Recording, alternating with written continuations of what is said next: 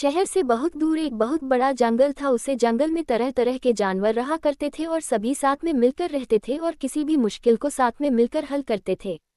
उसे जंगल में एक बंदर भी रहता था। उसे बंदर बहुत सालों से जंगल में रहता था और वह सारे पेड़ पौधों पर हो चला था। उसे इस बात का घमंड था कि वह इस जंगल में बहुत साल पहले से रह रहा है और बहुत सारे जानवर यह अभी अभी आए हैं।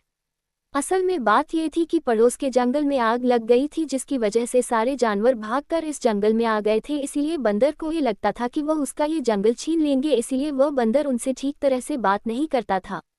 बंदर को इस बात का घमंड था कि जंगल उसका है और यह जानवर उसका जंगल छीन लेंगे, इसीलिए वह सारे जानवरों को बहुत ही बातें सुनता था और दूसरे जानवर भी इसलिए वह बातें सुन लेते थे क्योंकि वह दूसरे जंगल से यहाँ आए हैं। एक दिन बेचारा हिरन पानी पीने के लिए नदी पर आया तो बंदर ने उससे कहा कि तुम इस नदी से पानी मत पियो क्योंकि मैं यहाँ से पानी पीता हूँ, तुम जाओ और दूर तालाब में जाकर पानी पियो। तो हिरन कहता है तालाब का पानी गर्म है और इस नदी को पानी ठंडा है, इसलिए मैं पीकर जाऊँगा यहाँ से।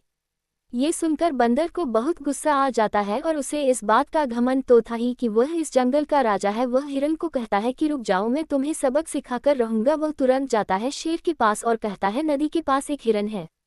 शेर फौरन नदी के पास आता है और हिरन को पकड़ने लगता है, लेकिन हिरन जैसे तैसे वहां से भाग जाती है और बाद में उसे पता चलता है कि शेर को वह बंदर ने भेजा था। बंदर की इस घमंडी बात पर हिरन को बहुत गुस्सा आता है और वह जंगल के सारे जानवरों को ये बात बता देता है कि बंदर ने शेर को वहां भेजा था मुझे खाने के लिए।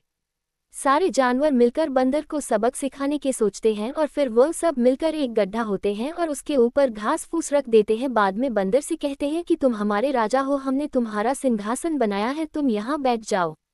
अब घमंडी बंदर उन सब के बातों में आ जाता है और सच में वहाँ बैठ जाता है, लेकिन वहाँ तो गड्ढा खोदा हुआ था तो वह गड्ढे में गिर जाता है। वह गड्ढा इतना गहरा था कि वहाँ से निकलना मुश्किल ही नहीं नामुमकिन था।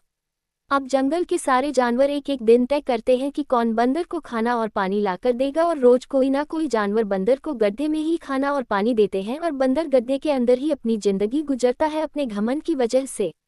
कहानी से सीख मिला है कि हमें को कभी घमंड नहीं करना चाहिए और हमेशा दूसरों के साथ मिलजुल कर रहना चाहिए, वरना घमंड का अंजाम बहुत बुरा होता है।